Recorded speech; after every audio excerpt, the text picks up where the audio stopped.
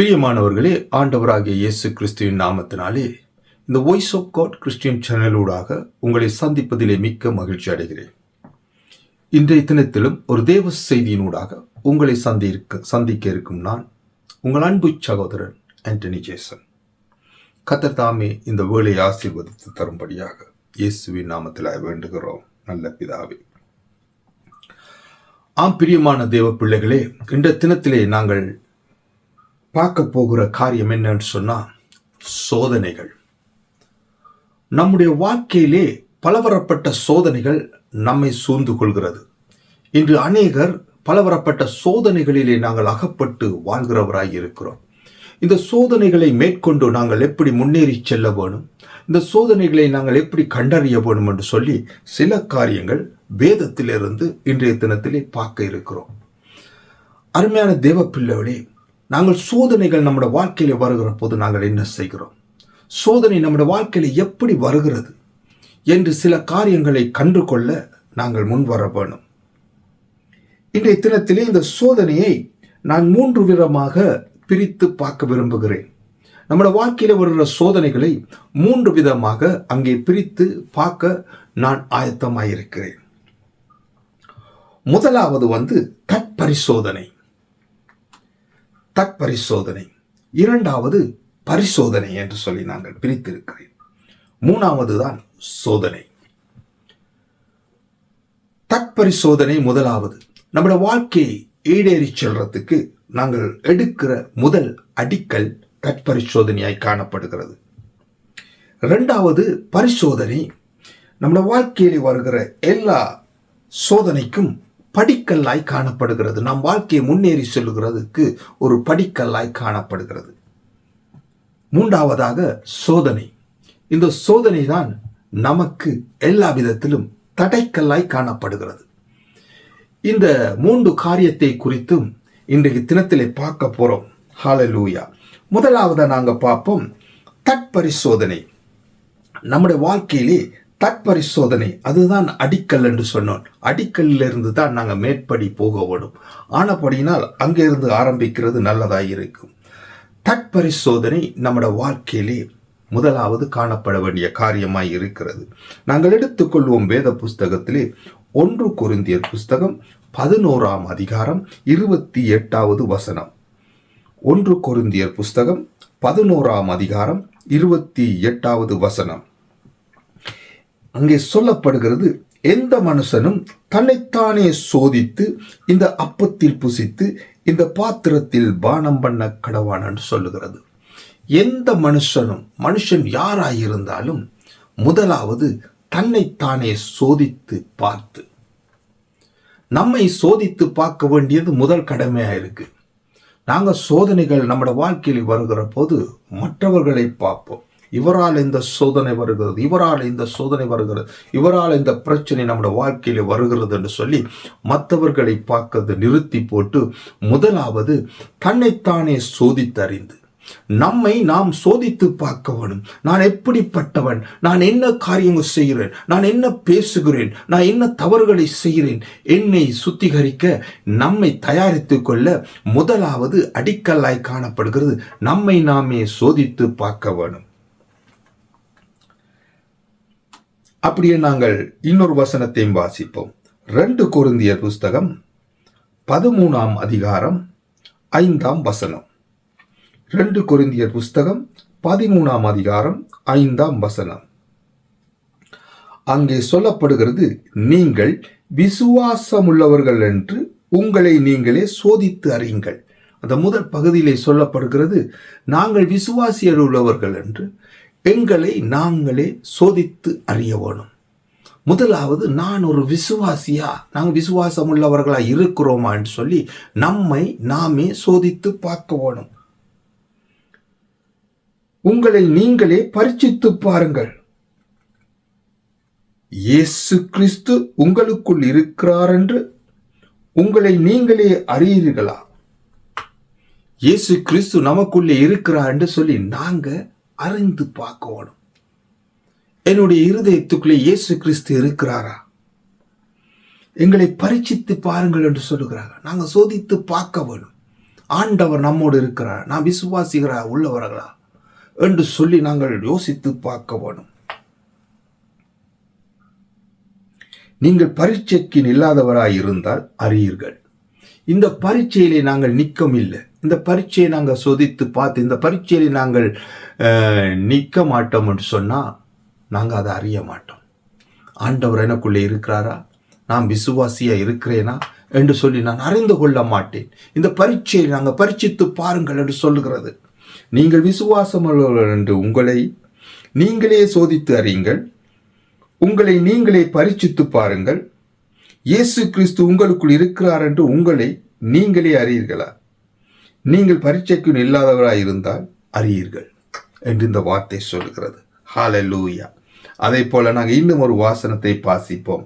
தற்பரிசோதனைக்குரிய இன்னொரு வசனத்தை நாங்கள் வாசித்து பார்ப்போம். எபேசியர் புஸ்தகம் 5ஆம் அதிகாரம் 10ஆம் வசனம் நாங்கள் வாசிப்போம். எபேசியர் புஸ்தகம் 5ஆம் அதிகாரம் 10ஆம் வசனம்.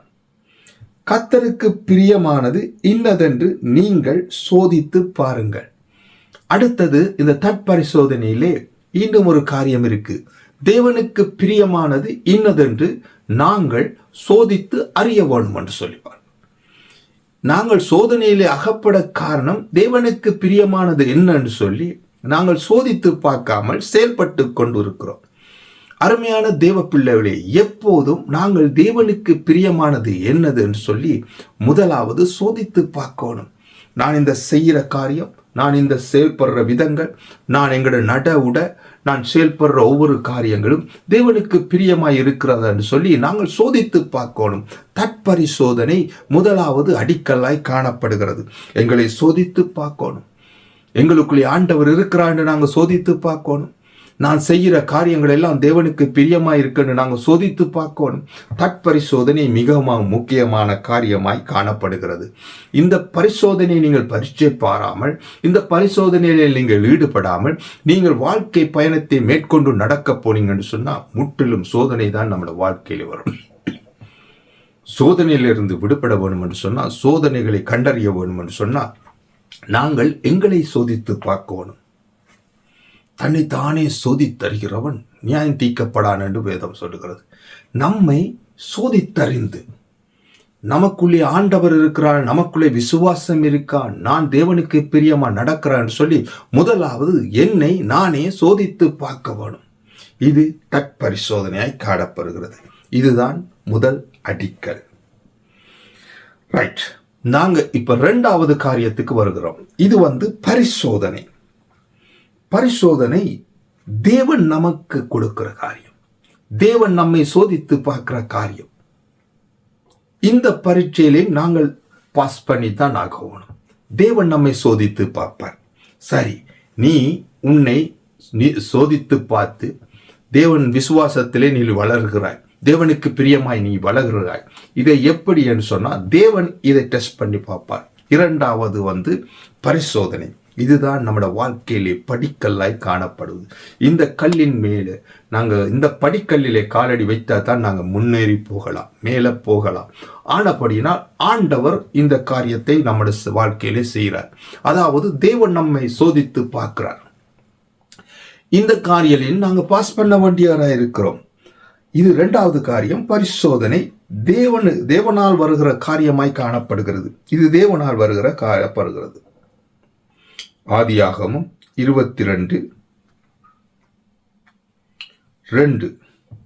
ஆதியாகமம் புஸ்தகம் 22ஆம் அதிகாரம் 2வது வசனத்திலே சொல்லப்படுகிறது. அப்பொழுது அவர், உன் புத்திரனும் உன் ஏகசுதனும் உன் தேசகுமாரனுமாகிய ஈசாக்கை நீ இப்பொழுது அழைத்து கொண்டு மோரியா தேசத்துக்கு போய் அங்கே நான் உனக்கு குறிக்கும் மலைகளில் ஒன்றின் மேல் அவனை தகனப்பலியாக பலியிடு என்றார். உங்க எல்லாருக்கும் தெரிஞ்ச கதை இது. அதாவது ஆபிரகாமுக்கு பிள்ளை இல்லாமல் இருக்கிற போது ஆண்டவர் அவனுக்கு ஒரு பிள்ளையை கொடுத்தார்.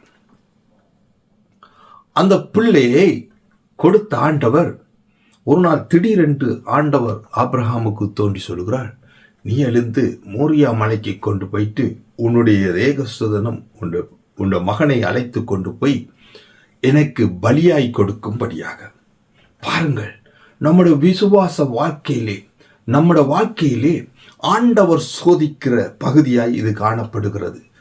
ஒவ்வொரு மனுஷனுக்கும் இப்படி ஒரு சந்தர்ப்பம் வரும். நம்மளால செய்ய முடியாத காரியம், நம்மளால நினைச்சு கூட பார்க்கலாத காரியத்தை ஆண்டவர் செய்ய சொல்லுவார்.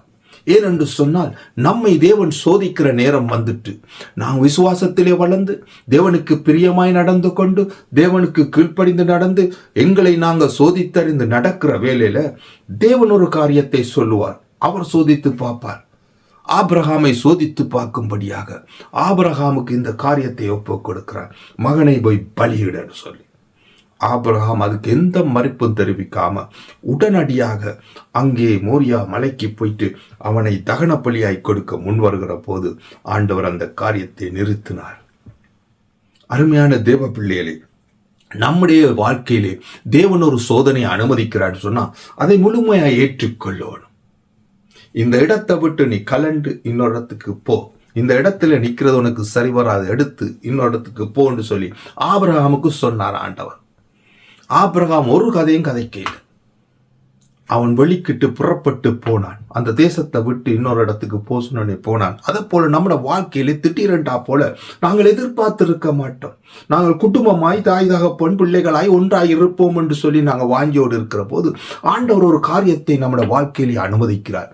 அதாவது எல்லாவற்றையும் பிரித்து நீ எழுந்து போ, இந்த தேசத்தை விட்டு இன்னொரு தேசத்துக்கு போகும்படியாக சொல்லும் போது ஆபிரகாம் அதை செய்தார். அதே ஆபிரகாமாக்கிற வாழ்க்கையிலே வருகிறது. அங்கே ஆபிரகாமும் சாராலும் அங்கே ஒரு பிரச்சனைக்கு முகம் கொடுக்க வேண்டிய வந்தது. சாரால் அவசரப்பட்டு ஆகாரை ஆபிரகாமுக்கு அங்கே ஏற்படுத்தி கொடுத்தார். பிள்ளை இல்லாத இருக்கிற காலத்திலே அங்கு ஆகாரை ஏற்படுத்தி கொடுத்தார். அந்த ஆகார் பிள்ளையை பெற்று வரைக்குள்ள இந்த சாராளுக்கு ஒரு பிரச்சனை வருகிறது. இவனால பெரிய தொல்லையா இருக்கு, இவனை வீட்டை விட்டு துரத்தி விடணும்னு சொல்லி சாராள் முடிவெடுக்கிறார். முடிவெடுத்து ஆபிரகாமுக்கு சொல்றாள், இவளை விட்டு துரத்தி விடுங்கள், இந்த அடிமை பெண்ணை துரத்தி விடுங்கள் என்று சொல்லுகிறார். ஆபிரகாம் வாதாடி பார்க்கிறா, ஒன்றும் சரி வரையில். அன்று ராத்திரியிலே ஆபிரகாமுக்கு ஆண்டவர் தோன்றி, நீ அவனை அனுப்பிவிட என்று சொல்லுகிறார். யார? இந்த அடிமை பெண்ணை அனுப்பிவிட சொல்லுகிறார். இந்த அடிமை பெண்ணை அனுப்பிவிட சொன்னோடனே ஆபிரகாம் அந்த வார்த்தைக்கு கீழ்ப்படிந்து அவனுடைய விசுவாசம் என் ஆண்டவர் சொன்னதை செய்கிறது. ஆண்டவர் சொல்லிட்டார். பெட்டிக்கு அதிகாலையிலே எழும்பி உடனடியாக அவளை அந்த அடிமை பெண்ணை அனுப்பி விடுகிறான். இந்த மாதிரி விசுவாசம் பரீட்சை நம்முடைய வாழ்க்கையிலே கடந்து வரும். ஆண்டவர் இந்த காரியங்களை அனுமதிக்கிற போது அதை செய்ய நாங்கள் முன் வரணும். இந்த பரீட்சை மிக முக்கியம். தேவன் நம்மை சோதிக்கிற போது அதுக்கு நாங்கள் விட்டு கொடுக்க வேண்டும். ஹல்லேலூயா. அங்கே பார்க்கிறோம், 1 நாளாகமம் 29:17 ஒரு காரியத்தை பார்க்கலாம். 1 நாளாகமம் 29:17 என் தேவனே, நீர் இருதயத்தை சோதித்து உத்தம குணத்தில் பிரியமாயிருக்கிறீர் என்பதை அறிவேன். இவையெல்லாம் நான் உத்தம இருதயத்தோடே மனப்பூர்வமாய் கொடுத்தேன். இப்பொழுதும் இங்கே இருக்கின்ற உம்முடைய ஜனமும் உமக்கு மனப்பூர்வமாய் கொடுக்கிறதை கண்டு சந்தோசித்தேன். அங்கே அந்த வசனம் சொல்லுகிறது, என் தேவனே, நீர் இருதயத்தை சோதித்து உத்தம குணத்திலே பிரியமாயிருக்கிறேன். நம்முடைய இருதயங்களை என் ஆண்டவர் சோதிக்கிறவராய் இருக்கிறார். அதில் அவர் பிரியப்படுகிறார். எங்களுடைய இருதயம் சுத்தமாய் இருக்கிறார் என்று கண்டறிஞ்ச போது ஆண்டவர் பிரியப்படுகிறார். தேவன் நம்மை சோதித்து பார்க்கிறார் என்று சொல்லி பார்த்தோம். இந்த சோதனையில பரிசோதனையில வருகிற காரியங்கள் தான் இது. நம்முடைய இருதயங்களை தேவன் சோதித்து பார்ப்பார். உன்னுடைய இருதயம் சுத்தமாய் இருக்கா, அதில் தேவன் பிரியப்படும்படியாக என்னுடைய இருதயம் இருக்கான்னு சொல்லி தேவன் அங்கே நம்மை சோதித்து பார்க்கிறவராய் இருக்கிறார். ஹல்லேலூயா.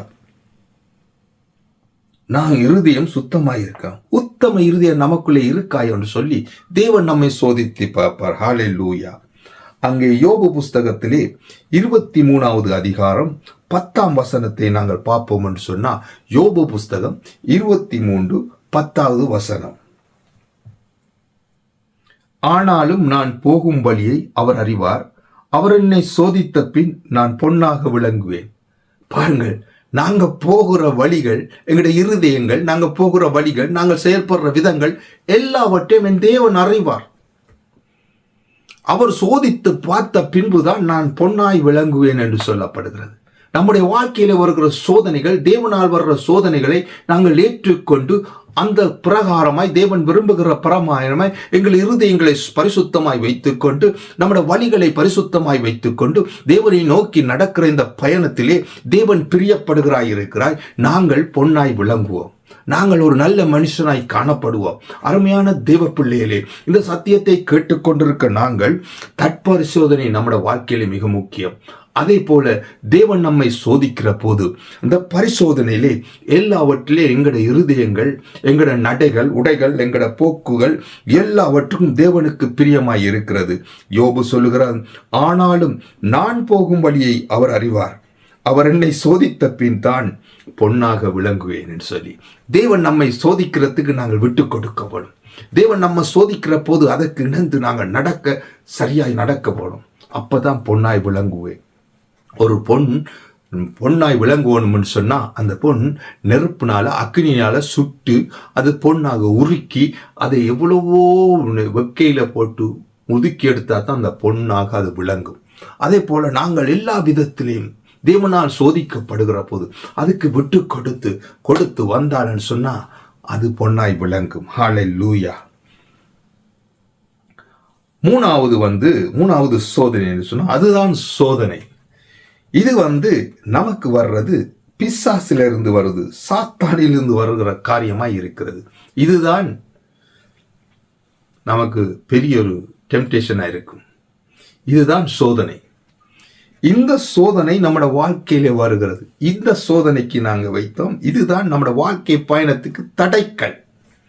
நம்முடைய வாழ்க்கை பயணத்திலே ஒரு தடைக்கல் வருகிறதுன்னு சொன்னா அது சாத்தானால் வருகிற காரியம். நம்மை சோதிக்கும்படியாக சாத்தான் சில காரியங்களை வைப்பான். இவன் தன்னைத்தானே சோதித்தறிந்து தேவனுக்கு பிரியமாய் நடந்து கொண்டு தேவனுடைய சோதனையில நாங்க பாஸ் பண்ணி எப்படி நடக்க வேணும் என்று நீங்க நினைக்கிறீங்களோ அப்பதான் உங்களுக்கு சோதனை வரும். இதுதான் தடைகள். நம்முடைய பயணத்துக்கு ஒரு தடையை கொண்டு வர்றது சத்ரு. இந்த தடையிலே நாங்கள் தாண்டி நடக்கிறதுக்கு தேவனை பிடித்துக் கொள்ளணும். இன்றைய தினத்தில் இதைத்தான் நாங்கள் அறிய போறோம்.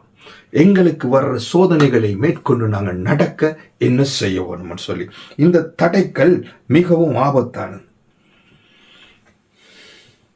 தற்பரிசோதனையும் பரிசோதனை இரண்டையும் சரியாக செய்யும் போதுதான் சோதனை அதிகம் வருகிறது. ஒரு மனுஷன் தன்னைத்தானே சோதித்தறிந்து அவன் சரியாய் சரி கட்டி கொண்டு தன்னை சோதித்து நிதானித்து அறிந்து தன்னைத்தானே சோதித்து சரியாய் நடந்து தேவனுடைய வார்த்தையின் பிரகாரமாய் தேவன் சோதிக்கிறதுல எல்லாத்திலையும் நாங்கள் பாஸ் பண்ணி நடக்க கொண்டு போகிற போதுதான் இந்த தடைக்கல்லான சாத்தான இடத்திலிருந்து சோதனை வருகிறது. ஆகையால் இந்த சோதனைகளை நாங்கள் வென்று எங்கள் பயணத்தை மேற்கொள்றதுக்கு என்ன காரியங்கள் செய்ய வேணும் என்று சொல்லி நாங்கள் பார்க்க இருக்கிறோம். இதை குறித்து 9 காரியங்களை நாங்கள் பார்க்க இருக்கிறோம். 9 காரியங்கள் இந்த சாத்தானால் வர்ற சோதனைகளை நாங்கள் மேற்கொண்டு நடக்க, எதிர்நீச்சல் போட்டு நடக்க எங்களுக்கு கற்றுக் கொடுக்கணும். அதை நாங்கள் கற்றுக்கொண்டாதான் இந்த வாழ்க்கை பயணத்தை சரியாய் நடத்த முடியும். எங்களை நாங்கள் சுத்திகரித்துக் கொள்ளலாம், எங்களை நாங்கள் சரியாய் செலுத்திக் கொள்ளலாம். தேவன் கொடுக்கிற பிரகாரமாய் தேவன் சொல்லுகிற விதத்திலே நாங்கள் நடக்கலாம், எல்லாம் சரியாய் நடக்கும். ஆனால் சத்துரு கொண்டு வர்ற சோதனைகளிலிருந்து எப்படியே வெளியே வர என்று தெரியன்னு சொன்னா நாங்கள் இது எல்லாத்தையும் இழந்து விட்டுருவோம். முதலாவது சோதனை எப்படி வருவது என்பதை நாங்கள் கண்டறிய வேண்டியதா இருக்கு. நம்ம வாழ்க்கையிலே சோதனைகள் வருகிற போது அது எப்படி வருகிறது என்று சொல்லி நாங்கள் கண்டறிய வேணும். எடுத்துக்கொள்வோம். நாங்கள் யாக்கோபின் புஸ்தகம் 1 அதிகாரம் 13வது வசனம். யாக்கோபின் புஸ்தகம் 1 அதிகாரம் 13வது 14வது வசனங்களை நாங்கள் வாசிப்போம். சோதிக்கப்படுகிற எவனும் தேவனால் சோதிக்கப்படுகிறேன் என்று சொல்லாதிருப்பானாக. சோதிக்கப்படுகிற எவனும் வாழ்க்கையிலே சோதனையை சந்திக்கிறீங்களா? அருமையா தேவ ஜனமே, நீங்க யாரா இருந்தாலும் இது தேவனால் வருகிறது என்று சொல்லி சொல்லக்கூடாது. முதலாவது சோதனை நம்முடைய வாழ்க்கையிலே பிரச்சனைகள் வருகிற போது ஆண்டவர் இதை அனுமதிச்சிட்டார், இந்த சோதனை ஆண்டவரால் வருகிறது என்று சொல்லி நீங்கள் நினைக்கக்கூடாது. ஆண்டவர் நம்மை பரிசோதனை பண்ணுவார், அது உண்மை. ஆனால் சோதனையை தேவன் நமக்கு கொடுக்கிறவர் அல்ல, அது சாத்தானால வருகிற காரியமா இருக்கு. ஆகையினால் சோதிக்கப்படுகிற எவனும் நான் தேவனால் சோதிக்கப்படுகிறேன் என்று சொல்லாதிருப்பானாக. தேவன் பொல்லாங்கினால் சோதிக்கப்படுகிறது அல்ல, ஒருவனையும் அவர் சோதிக்கிறவரும் அல்ல. தேவன் பொல்லாங்கினால நம்மை சோதிக்கிறது இல்லை. நம்முடைய வாழ்க்கையில பொல்லாத காரியங்களினால தேவன் நம்மை சோதிக்க வேண்டும் என்று அவசியம் இல்லை. அவர் தேவன், அவர் பரிசுத்தர். ஆனப்படியினால் நம்முடைய வாழ்க்கையில சோதனை வருகிற போது இது தேவனால் நமக்கு சோதனை வருகிறது என்று ஒரு நாளும் சொல்லக்கூடாது. அருமையான, இன்றைக்கு அநேகர் பார்க்கிறோம், ஆண்டவர் எனக்கு பெரிய சோதனையை கொடுக்கிறார். ஆண்டவர் சோதனையை கொடுக்க மாட்டார். அருமையான தேவ பிள்ளைகள், ஆண்டவர் உங்களை பரிசோதித்து பார்ப்பார், அது உண்மை. தேவன் பரிசோதித்து பார்ப்பார்.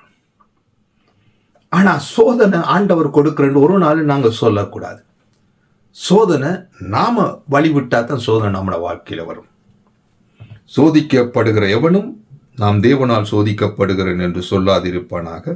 தேவன் பொல்லாங்கினால் சோதிக்கப்படுகிறவர் அல்ல, ஒருவரையும் அவர் சோதிக்கிறவரும் அல்ல. யாக்கோபு 1:14 இப்படி சொல்லப்படுது, அவன் தன் சுய இச்சையினாலே இழுக்கப்பட்டு சிக்குண்டு சோதிக்கப்படுகிறார். இப்ப சோதனை எப்படி வருகிறது என்று நல்லா இதிலே 2வது வசனத்திலே சொல்லுகிறது, அதாவது 14வது வசனத்திலே சொல்லுகிறது, அவன் தன் சுய இச்சையினாலே இழுக்கப்பட்டு சிக்குண்டு சோதிக்கப்படுகிறார். சுய இச்சையினாலே நாங்கள் இழுக்கப்பட்டு சிக்குப்படுகிறோம், பிரச்சனையில போய் சிக்குப்படுகிறோம். ஏதாவது ஒரு ஆசையில், ஏதாவது ஒரு வாசையில், பண ஆசை, பெண் ஆசை, பொழு ஆசை, இப்படி ஆசைகளில் போயிட்டு, அதுதான் இச்சை. நாங்கள் இச்சிக்கிற காரியங்கள், நாங்கள் விரும்புகிற காரியங்கள், இந்த காரியங்களிலே போய் நாங்கள் அகப்பட்டு சிக்குப்பட்டுருவோம். பிரச்சனைகளுக்குள்ள சிக்குப்பட்டுருவோம், கடன்பட்டு சிக்குப்பட்டுருவோம். மற்றவண்ட பிரச்சனையை தூக்கு போய் பல பிரச்சனைகளுக்கு சிக்குப்பட்டுருவோம். இப்படி சிக்குப்பட்டு நாங்கள் சோதிக்கப்படுகிறோம். இது தேவனால் வர்ற காரியம் இல்லை. அவன் தன் சுய இச்சையினாலே இழுக்கப்பட்டு சிக்குண்டு சோதிக்கப்படுகிறான் தெளிவா இந்த யாக்கோபு 1:14 சொல்லப்படுகிறது. ஆகையினால் சோதனை எப்படி வருகிறது நாங்க கண்டறியோம். 2 பார்த்துட்டோம். 2வது காரியமா, முதலாவது நாங்க பார்த்தோம் எப்படி நாங்க சோதனைக்குள்ள அகப்படுறோம்னு சொல்லி நாங்க பார்த்தோம். 2வது சோதனையிலிருந்து தப்பித்துக் கொள்ளும் வழியை நாங்கள் அடுத்ததாக கண்டறிய வேணும். சோதனை நம்முடைய வாழ்க்கையில வருகிற போது, சரி ஒரு சோதனையில மாட்டிப்பட்டுட்டோம், ஒரு சிக்கல்ல மாட்டுப்பட்டுட்டோம் என்றால் அதிலிருந்து தப்பித்துக் கொள்றதுக்கு வழி தேடணும் என்று சொல்லப்படுகிறது. நாங்கள் எடுத்துக்கொள்வோம் 1 கொரிந்தியர் புத்தகம் 10வது அதிகாரம் 13வது வசனம் சொல்லுகிறது, மனுஷருக்கு நேரிடுகிற சோதனை அல்லாமல் வேற சோதனை உங்களுக்கு நேரிடவில்லை. தேவன் உண்மை உள்ளவராய் இருக்கிறார். உங்கள் திராணிக்கு மேலாக நீங்கள் சோதிக்கப்படுகிறதுக்கு அவர் இடம் கொடாமல் சோதனையை தாங்கத்தக்க சோதனையோட கூட அதற்கு தப்பித்துக் கொள்ளும்படியான போக்கையும் உண்டாக்குவார். ஹல்லேலூயா! நம்முடைய தேவன் எப்படிப்பட்டவர் என்று பாருங்க. 1 கொரிந்தியர் 10:13 தெளிவாய் சொல்லுகிறது, இந்த சோதனையில் அகப்பட்ட மனுஷனே, மனுஷியே, விசுவாசியே, இதிலிருந்து தப்பித்துக் கொள்றதுக்கு வழி தேடவன் மனுஷன்னா 1 கொரிந்தியர் 10:13 சொல்லுகிறது, மனுஷனுக்கு நேரிடுகிற சோதனை இல்லாமல் வேற சோதனை உங்களுக்கு நேரிடவில்லை.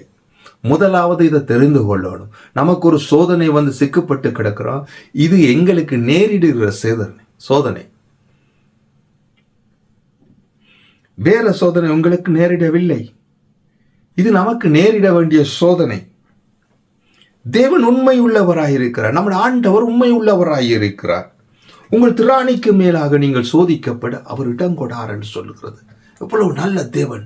ஒரு திராணி இருக்கும், ஆண்டனுக்கு இவ்வளவுதான் கெப்பாசிட்டி, இவ்வளவுதான் ஆண்டனுக்கு சோதனையை கொடுக்கலாம். இந்த சோதனையை இவன் தாங்குவான், இந்த பிரச்சனை இவன் தாங்குவான், இந்த பிரிவை இவன் தாங்குவான், இந்த காரியங்களை இவன் தாங்குவான் என்று சொன்னால் அதை அனுமதிப்பு சாத்தான் செஞ்சு அதுக்குள்ள வந்தாலும் ஆண்டவர் உண்மை உள்ளவராயிருக்கிறார். எங்கள் அழைத்தவர் உண்மை உள்ளவர். அவர் முடிவு வந்து இருந்தவங்களை வழிநடத்த வல்லவராயிருக்கிறார். ஆகையினால் உங்கள் திராணிக்கு மேலாக நீங்கள் சோதிக்கப்படுகிறதுக்கு அவர் இடம் கொடுக்க மாட்டார். நீங்க சோதனைக்கு அகப்படுறதுக்கு இடம் கொடுப்பீங்க, ஆண்டவர் இடம் கொடுக்க மாட்டார். நாம் போய் ஒரு சோதனையில் அகப்படுறதுக்கு நல்ல தெளிவா இந்த வசனத்தை வாசி பாருங்க. அவர் உண்மையுள்ளவராய் இருக்கிறபடினா உங்கள் திராணிக்கு மேலாக நீங்கள் சோதிக்கப்படுகிறதுக்கு அவர் இடம் கொடாமல் சோதனையை தாங்கத்தக்கதாக சோதனையோட கூட அதற்கு தப்பித்துக் கொள்ளும்படியான போக்கை உண்டுவாக்குவார். சோதனையை தாங்கத்தக்கதான இந்த பிரிவுகளை தாங்கத்தக்கதான இருதயத்தை முதல் எங்களுக்கு உண்டாக்குவார் ஆண்டவர். அதிலிருந்து தப்பித்துக் கொள்ளு நடக்க வழியை உண்டு பண்ணுவார் என்று சொல்லுகிறது. ஹல்லேலூயா! எவ்வளவு நல்ல தேவன்! நாம் ஆராதிக்கிற தேவன் உண்மை உள்ளவராய் இருக்கிறார். ஒரு உண்மை உள்ளவர் தான் இந்த காரியத்தை சொல்லுவார். அவர் சொன்னார் என்றால் அதை செய்வார். தப்பித்துக் கொள்ள வழியை உண்டு பண்ணுவார் என்று சொன்னார். வழி தெரியாம சோதனையில் அகப்பட்டு நெருக்கப்பட்டு இருக்கப்பட்டு நீ மடங்கி போய் கிடக்கிறாயா? நம்முடைய தேவன் உண்மை உள்ளவராய் இருக்கிறார். நம்மை அழைத்தவர் உண்மை உள்ளவராய் இருக்கிறார். நீங்க மனம் தளரக்கூடாது. எல்லா சோதனையிலிருந்து தப்பித்துக் கொள்றதுக்கு வழியை போக்கையும் அவர் உண்டு பண்ணுவார் என்று சொல்லி வேதம் சொல்லுகிறது. அதை நம்புங்கள். ஆண்டவர் நம்மை எல்லா விதத்திலே பாதுகாத்து நடத்துவார். ஹல்லேலூயா! Thank you Jesus. ரைட். மூணாவது காரம், சோதனையை வென்ற இயேசு கிறிஸ்து நம்மோடு இருக்கிறார் என்று நாங்கள் விசுவாசிக்க வேணும். உதவி செய்வார் அவர். ஹல்லேலூயா! எபிரேயர் 2:18 எடுத்து வாசிப்போம். மூணாவது காரியமாக எபிரேயர் 2:18 வசனம். ஆதலால் அவர்தாமே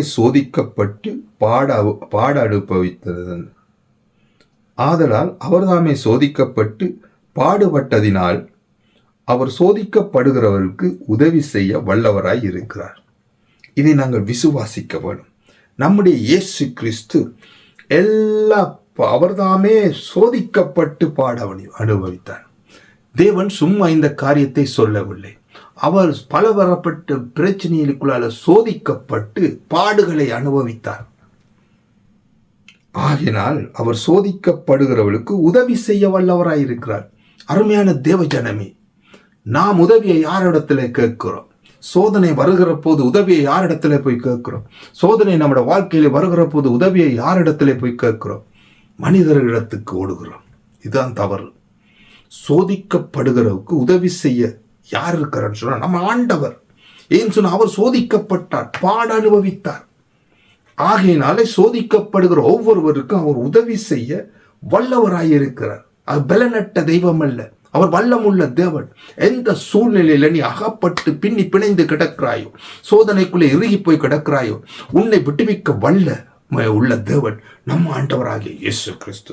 அவர் சோதிக்கப்பட்டு பாட அனுபவித்ததினாலே அவர் சோதிக்கப்படுகிறவருக்கு உதவி செய்ய வல்லவராய் இருக்கிறார் என்று சொல்லி எபிரேயர் 2:18 சொல்லுகிறது. எபிரேயர் 4 அப்ப நாங்கள் என்ன செய்ய வேணும் என்று சொல்லித்தான் நாங்கள் இப்ப பார்த்து கொண்டு வர்றோம் சோதனையில மேற்கொள்றதுக்கு. 4வது காரியமாக அங்க சொல்லப்படுகிறது. எபிரேயர் 4:15 சொல்லுகிறது, ஜெபம் பண்ணுங்க வேணும். நாங்கள் விழித்திருந்து ஜெபம் பண்ண வேணும். சோதனை வருகிற போது விழித்திருந்து ஜெபம் பண்ண வேணும். எபிரேயர் 4:15 சொல்லுகிறது, நம்முடைய பலவீனங்களுக்கு குறித்து பரிதவிக்க கூடாது. பிரதான ஆசாரியர் நமக்கிராமல் எல்லாவற்றிலும் நம்மை போல சோதிக்கப்படும் பாவமில்லாதவராயிருக்கின்ற பிரதான ஆசாரியர் நமக்கு இருக்கிறார். நம்மை போல பலவீனத்தை குறித்து பரிதாபப்படக்கூடாத பிரதான ஆசாரியர் நமக்கிராமல் எல்லாவற்றிலும் நம்மை போல சோதிக்கப்படும் பாவமில்லாதவராயிருக்கின்ற பிரதான ஆசாரியரை நமக்கு இருக்கார். நமக்கு ஒரு ஆசாரியர் இருக்கிறார். எல்லாவற்றிலையும் சோதிக்கப்பட்டு பாடுகளை அனுபவித்த தெய்வம் நமக்கு இருக்கிறார். அவர் பிரதான ஆசாரியர். அவரிடத்திலே விண்ணப்பங்களை சோத்திரங்களை அவரிடத்திலே தெரியப்படுத்துங்கள். உங்கள் கவலைகள் எல்லாம் மென்மேல் வைத்து விடுங்கள் என்று சொன்ன தேவனிடத்திலே சோதிக்கப்படுகிற வேளையில தேவனை தேடணும். நீங்க பிரதான ஆசாரியரை தேடணும். அந்த நாட்களிலே அங்கு ஒருத்தன் பாவத்திலே சிக்கப்பட்டு அடிமைத்தனத்திலே சிக்கப்பட்டு விடுதலையாகணும், பாவனிமாரண பலி செலுத்தணும் என்றால் பிரதான ஆசாரியனிடத்திலே வருவான். நமக்கென்று ஒரு பிரதான ஆசாரியர் இருக்கிறார். பாவமில்லாதவராய் இருக்கின்ற பிரதான ஆசாரியரை நமக்கு இருக்கிறார். அந்த ஆசாரியரிடத்திலே தெரியப்படுத்தணும். மத்தேயு 26 41 இப்படி சொல்லப்படுகிறது. மத்தேயு 26:41, மத்தேயு 26வது அதிகாரம் 41வது வசனத்தில் இப்படி சொல்லப்படுது. நீங்கள் சோதனைக்குட்படாதபடிக்கு விழித்திருந்து ஜெபம் பண்ணுங்கள். ஆவி உற்சாகம் உள்ளது, மாமிசமோ பலவீனம் உள்ளது. இந்த மாமிசம் சரீரம், நம்முடைய மாமிச சிந்தை எல்லாம் பலவீனமான காரியங்கள். ஆனா ஆவியிலே நிறைந்து, ஆவிக்குரியவர்கள் ஆவியிலே நிறைந்து விழித்திருந்து ஜெபம் பண்ணுங்கள் என்று சொல்லப்படுகிறது. நீங்கள் சோதனைக்கு உட்படாதபடிக்கு விழித்திருந்து ஜெபம் பண்ணுங்கள். சோதனைக்குள்ள சோதனை வரப்போகிறன்னு சொன்னா நீங்க விழித்திருந்து ஜெபம் பண்ணுகிறோம். பெரிய ஒரு சோதனை உங்களோட வாழ்க்கையில வரப்போறோம்னு சொன்னா நீங்க ஜெபத்திலே இருக்கணும். அந்த சோதனையை மேற்கொள்றதுக்கு ஆவியிலே ஜெபம் பண்ணி, மாம்சமோ பலவீனமானது. மாம்சம் சொல்லும் சோதனைக்கு அகப்பட்ட இனி எனக்கு தலை நிமிர முடியாதுன்னு. ஆனா நீங்க ஜெபம் பண்ணி ஆவியிலே நிறைந்தவர்களை ஜெபம் பண்ணி அந்த சோதனையை மேற்கொள்றதுக்கு வழி தேடணும். ஹல்லேலூயா. அப்போஸ்தலர் நடவடிக்கைகள் 16:25 சொல்லப்படுகிறது. ஜெபம் பண்ணணும் என்று சொல்லி நாங்க பார்ப்போம். 5வது காரியமா நாங்க பார்க்கணும், தேவனை துதித்து வல்லமையை பெருகணும். நாங்க தேவனை துதித்து தேவனுடைய வல்லமையை பெற்றுக்கொள்ள வேணும். அப்போஸ்தலர் 16:25 சொல்கிறார், நடுராத்திரியிலே பவுலும் சீலாவும் ஜெபம் பண்ணி தேவனை துதித்து பாடினார்கள். காவலில் வைக்கப்பட்டவர்கள் அதை கேட்டுக்கொண்டிருந்தார்கள். அப்போஸ்தலருடைய நடிகர் 16 சொல்லப்படுகிறது. 26வது வசனத்திலே சொல்வர், சடிதியிலே சிறைச்சாலையின் அஸ்திபாரங்கள் அசைக்கப்பட்டும்படியாக பூமி மிகவும் அதிர்ந்தது. உடனே கதவுகள் எல்லாம் திறவுண்டது. எல்லோருடைய கட்டுகளும் கலன்று போயிற்று. சோதனையிலே கட்டுப்பட்டிருக்க அருமையான தேவச்சனமே, நாங்க துதிக்கிற போது எல்லா கட்டுக்களும் அறுக்கப்படுகிறது. அங்கு சிறைச்சாலையில பெரிய ஒரு சோதனை. அவர்களை அடித்து, பவுலையும் சீலாவையும் அடித்து கொண்டு போயிட்டு சிறைச்சாலையில போட்டு விட்டார்கள். நடு ராத்திரியிலே அவங்க வளமையாய் ஜெபிக்கிற ஜனங்கள், அவர்கள் எந்த நேரம் ஜெபிக்கிற ஜனங்கள், அவங்களுக்கு ஒரு ஜெப நேரம் இருக்கும். அந்த ஜெப நேரத்தை எல்லாம் மறந்து விட்டாங்க. அடிச்சு பின்னி இவரை கொண்டு போய் ஜெயில போட்டாங்க. மறந்து போய் கிடந்தார்கள், மயக்கத்திலே கிடந்தாங்க, அட்டி வாங்கின வேதனையில. ஆனா திடீரென்று அப்புறம் நடு ராத்திரியில ஐயோ நாங்க இன்றைக்கு ஜெபிக்க இல்லை. உடனடியாக ஜெபிக்க வெளிக்கிட்டாங்க, துதிக்க வெளிக்கிட்டாங்க, தேவனை புகழ வெளிக்கிட்டாங்க. அப்படி செய்யற போது ஜெபத்தில் எவ்வளவு வல்லமை இருக்கிறது, துதியதில் எவ்வளவு தேவன் பிரியப்படுகிறவராயிருக்கிறார். அந்த ராத்திரியிலே அவங்க எழும்பி ஜெபிக்கிற போது உடனடியாக சிறைச்சாலைகள் கதவுகள் திறக்கப்பட்டது, கட்டுக்கள் அகலப்பட்டது. அவர்கள் தேவன் விடுவிக்கிறவராய் இருக்கிறார். அருமையான தேவஜனமே, நீங்க கட்டப்பட்டவர்களாய், அங்கு சிறைப்பிடிக்கப்பட்டவர்களாய், சத்துருவின் பிடியில் அகப்பட்டு பெரிய ஒரு சோதனையில் இருக்கிறீங்களா? நீங்க ஜெபம் பண்ணணும், தேவனை துதிக்க வேணும். துதியினாலே எரிக்கோகள் மதில்கள் உடையும் என்று வேதம் சொல்கிறது. நாங்க துதிக்கிற போது தேவ ஆவியானவர் கதவுகள் திறக்கப்படும், கட்டிடம் அசைக்கப்படும். எல்லா காரியங்களை இலகுவாக்கி நம்மை விடுதலையாக்க தேவனை எப்போதும் ஜெபம் பண்ணி தேவனை துதித்து தேவனை புகழ்ந்து பாடவோணும். சோர்ந்து போகக்கூடாது. அருமையான தேவச்சனமே, சோதனைகளை மேற்கொள்றதுக்கான வழிகளை சொல்லிக் கொண்டிருக்கிறேன். இந்த காரியங்களை கடைபிடிக்க பாருங்கள். வேத வார்த்தையின் பிரகாரமாய் சொல்லிக் கொண்டிருக்கிறேன். அடுத்தது ஆறாவது காரியம் மாற்கு புஸ்தகம் 9ஆம் அதிகாரம் 29வது வசனம். அதற்கு அவர், இவ்வகை பிசாசு ஜபத்தினாலும் உபவாசத்தினாலும் அன்று மற்றொன்றத்தினாலும் புறப்பட்டு போகாது என்றாராம். ஆண்டவர் ஒரு பிசாசு பிடிச்ச ஒரு ஊமையனை சுகமாக்கும் போது இந்த வார்த்தை சொல்கிறதை நாங்கள் காக்க போறோம். இவ்வகையான பிசாசு, சில பிசாசுகள் நம்ம எப்படியும் விடுதலையாக, நாங்கள் ஜபம் பண்ணி இருப்போம், துதித்து இருக்கும், எல்லாம் வச்சுக்கணும். இந்த மாதிரி நேரத்தில் நீங்க உபவாசம் பண்ணி ஜபிக்க வேணும் என்று சொல்லி வேதம் சொல்லுது. சில காரியங்கள் நம்மை விட்டு அகற்ற முடியாது. பொல்லாத காரியங்கள் நம்மோட ஒட்டி கிடக்கும். நாங்க எவ்வளவு துதித்து பாடினாலும் சொல்லாத கிரியைகள் நம்ம இருதயத்திலே ஒற்றி கொண்டிருக்கிறோம். இந்த காரியங்களை அகற்றி போடியும்படி நாங்க எங்களுக்குள்ளே இருக்கிற கிரியைகளை அகற்றி போடும்படியாக, இவ்வகையான பிசாசின் காரியங்கள் எங்களுக்குள்ளே இருக்கிற காரியங்களை அகற்றி போடும்படியாக உபவாசம் பண்ணி ஜெபம் பண்ண வேணும். உபவாசம் பண்றதோட மற்றவங்களோட பிரச்சனை தீர்வு நினைக்க கூடாது. நாங்கள் உபவாசம் பண்ணி ஜெபிக்கிற போது எங்களுக்குள்ளே இருக்க கட்டு பொல்லாத காரியங்கள் எங்களை விட்டு அகற்று போடும். இவ்வகையான பிசாசுக்கள் ஜெபத்தினாலும் உபவாசத்தினாலும் என்று மற்ற எந்த விதத்தினாலும் புறப்பட்டு போகாது. ஆகையினால் ஜெபம் பண்ணவனும் உபவாசம் இருக்கணும். அடுத்த காரியம், 7வது காரியத்தை நாங்கள் என்னவென்று பார்ப்போம். சோதனையிலே மேற்கொள்றதுக்கு 7வது காரியம் லூக்கா 4:3 லூக்கா 4 அதிகாரம் 3வது வசனம்.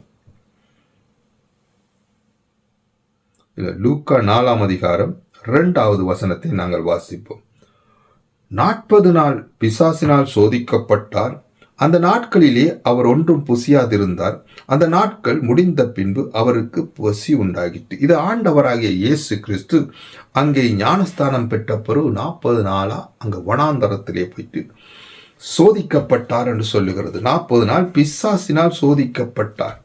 அந்த நாட்கள் அவர் ஒன்றும் புசியாதிருந்தார். சரியான பசி. அந்த நாட்களில் முடிந்த பின்பு அவருக்கு பசி உண்டாகிட்டு. தேவனுக்கு பசி உண்டாகிட்டு 40 நாள் உபவாசம் இருந்த பின்பு.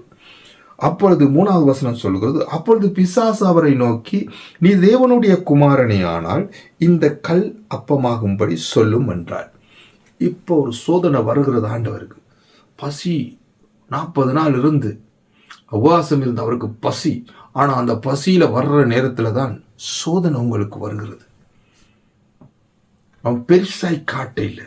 தேவனுக்கு வல்லம் இருக்குன்னு அவனுக்கு தெரியும். தேவன் அற்புதங்களை செய்ய வல்லவர் என்று தெரியும். அவர் தேவன் என்றது பிசாசுக்கு நன்றா தெரியும். ஆகையினால் அவரை சோதிக்கும்படியாக இந்த கற்களை அப்பமாக மாற்றும் என்று சொன்னார். இப்படி வருகிற போது நாங்கள் என்னன்னு சொன்னா, தேவ வசனத்தாலே சாத்தானை மேற்கொள்றதுக்கு நாங்கள் கற்றுக்கொள்ளணும். வசனத்தை கையாளுகிறவராக இருக்கு. ஆண்டவருக்குள்ளே அவர் வசனம், அவர் தான் தேவன். அவருக்கு தெரிஞ்சு ஆண்டவர் சொல்லுகிறார், மனுஷன் அற்பத்தினால மாத்திரம் இல்லை, அவருடைய வாயிலே இருந்து புறப்படுற எல்லா வார்த்தையினாலும் பிழைப்பான் என்று சொல்லி நீ அறிந்திருக்கிறாய். வசனத்தை கொண்டு சாத்தானுடைய கிரியைகளுக்கு எதிர்த்து நிற்க தெரிஞ்சிருக்கணும். அருமையான தேவ ஜனமே, வசனத்திலே வல்லமை உண்டு. அந்த வசனத்தை கொண்டு ஜெயிக்க தெரியவன். சத்துருவின் கிரிகளை அறிஞ்சிங்கன்னா வசனத்தை எடுத்து சொல்லுங்க, அதை மேற்கொள்ளும். 8வது காரியம் என்னன்னு சொன்னா, வாக்கு தத்தங்களை பிடித்து நாங்கள் ஜெபம் பண்ண வேணும். சங்கீதம் 119, 49, 50 நாங்கள் வாசிப்போம். சங்கீதம் 119, 49, 50. நீர் என்னை நம்ப பண்ணின வசனத்தை உமது அடியானுக்கு நினைத்தருளும். 49வது வசனம். 50ஆம் வசனம். அதுவே என் சிறுமையில் எனக்கு ஆறுதல், உம்முடைய வாக்கு என்னை உயிர்ப்பித்தது. தேவனுடைய வாக்கு தத்தங்கள் நம்மை உயிர்ப்பிக்கிறதாய் இருக்கிறது. அது எங்களுக்கு ஜீவனாய் இருக்கிறது. ஆனபடியினால் வாக்கு தத்தங்களை பிடித்து கொண்டு நாங்கள் எதிர்நீச்சல் போட கற்றுக்கொள்ள வேணும். ஹல்லேலூயா. Thank you Jesus. 9வது காரியத்தோட நாங்கள் முடிக்க இருக்கிறோம். 9வது காரியம் என்று சொன்னால், சோதனையை வென்ற நமக்கு ஒரு கிரீடம் உண்டு. ஜீவ கிரீடம் நமக்கு கொடுக்கப்படுகிறது. யாக்கோபு 1:12 சொல்லுகிறது, சோதனையை சகிக்கிற மனுஷன் பாக்கியவான், அவன் உத்தமன் என்று விளங்கின பின்பு கர்த்தர் தம்மிடத்தில் அன்பு கூறுகிறவர்களுக்கு வாக்குத்தத்தம் பண்ணின ஜீவ கிரீடத்தை பெறுவான் என்று சொல்லுகிறது. அருமையான தேவ ஜனமே, நமக்கு தேவன் வாக்கு தத்தம் பண்ணியிருக்கிறார். நமக்கு ஒரு ஜீவ கிரீடம் காத்து கொண்டிருக்கிறது. சோதனைகள் எல்லாவற்றையும் சகித்து மனுஷன் பாக்கியவான். வருகிற சோதனையெல்லாம் சகித்து நாங்கள் செயல்படுவோம் என்று சொன்னால் நாங்கள் பாக்கியவான்கள். ஏனென்று சொன்னால் நாம கொஞ்சம் கொஞ்சமா உத்தமன் என்று விளங்கி கொண்டு இருக்கிறோம். உத்தமன் என்று விளங்கின பின்பு நமக்கு ஒரு கிரீடம் கொடுக்கப்படுகிறது. அந்த கிரீடம் பரலோக ராஜ்யத்துக்கு, அந்த நித்திய ஜீவனை அடைகிறது. அந்த காரியத்தை பெற்றுக்கொள்ளும்படியாக எல்லா சோதனைகளையும் சகித்து நாங்கள் எதிர்நீச்சல் சொல்லி நடக்க வேண்டும். ஹல்லேலூயா. கர்த்தர் நல்லவராய் இருக்கிறார்.